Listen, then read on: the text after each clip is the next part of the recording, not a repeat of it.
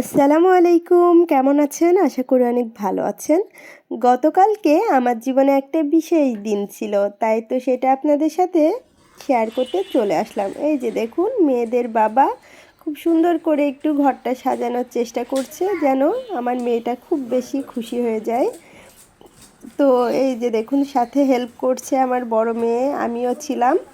তো ভাবলাম যে শুধু সাজুগুজু করালেই তো হবে না, আপনাদের সাথে একটু শেয়ার করতে হবে, তাই এগুলো একটু ভিডিও করে রেখেছিলাম।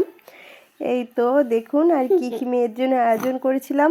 আমার মেয়েটি যা যা খেতে চয়েস করে আমি সবটাই করার চেষ্টা করেছিলাম। ও যেহেতু ছোট মানুষ, সব কিছু একবারে খেতে পারবে না, তাই আর কি অল্প অল্প করে সব কিছুই তৈরি করে দিয়েছিলাম। আর এবারে মেয়ের বার্থডেতে কেকটা আমি তৈরি করিনি, কেকটা বাইরে থেকে নিয়ে এসেছিলাম। যেহেতু আমার বাচ্চাগুলো খুবই ছোট ছোট, এত কিছু রান্না করার পর কেকটা তৈরি করার আর সময় হয়ে ওঠেনি, এই আর কি। এই যে দেখুন, happy birthday to you, happy birthday, happy birthday, happy birthday to you, happy birthday, বলো বলো বাবা, হ্যাপি বার্থডে টু ইউ। এত সুন্দর একটা মুহূর্তে সব বাবাদের কাছে আমার একটাই কোশ্চিন জানতে ইচ্ছে করছে, সেটা হলো জন্মদিন বাচ্চার হয় তো বাচ্চাকে কি শুধু দামি দামি গিফট দিতে হবে? বাচ্চার মাকে কি কোনো গিফট দেওয়ার প্রয়োজন নেই?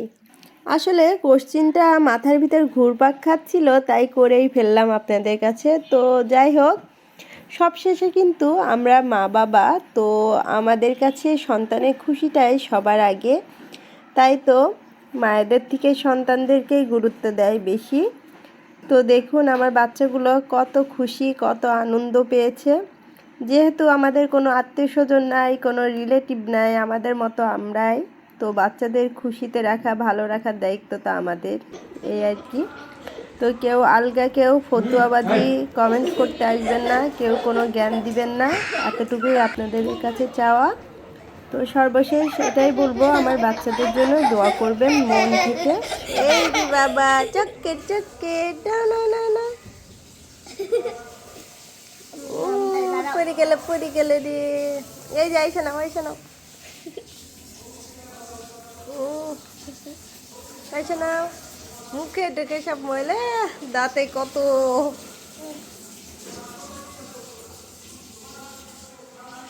আর যোগা